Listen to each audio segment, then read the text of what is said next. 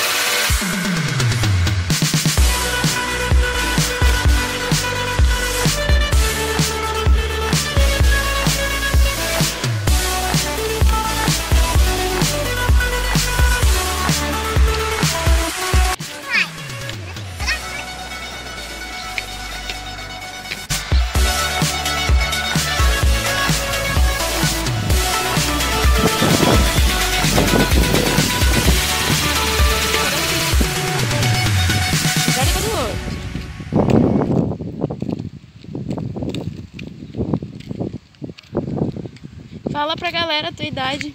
Minha idade é 4 anos. 4 anos. E ela aprendeu esses dias a andar de patins, né, Bia? É verdade. E eu falei... E ela já tá muito craque. É. Vai? Aproveita!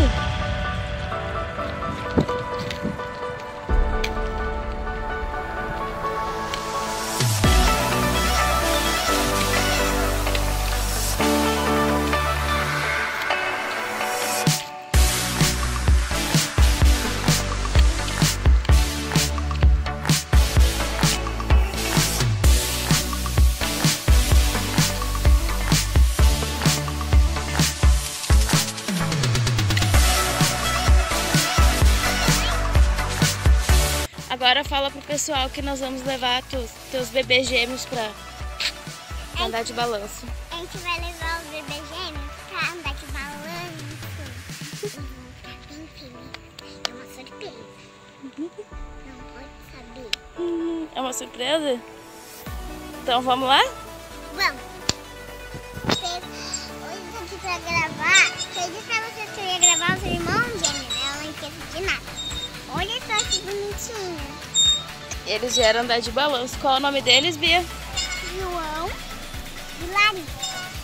João e Larissa? Uhum. Que lindos! Eles estão loucos pra andar, então a gente vai andar.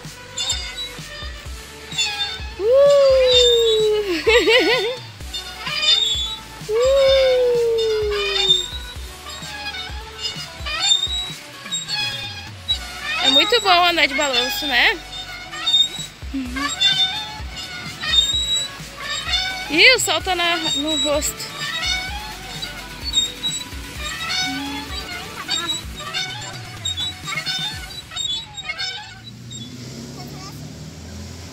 Vai descer com eles?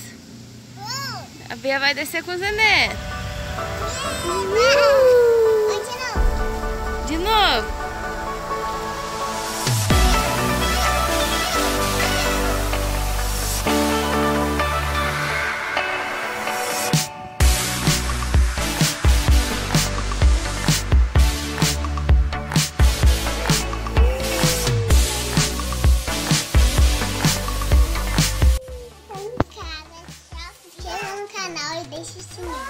Esse foi o vídeo de hoje, né, Bia?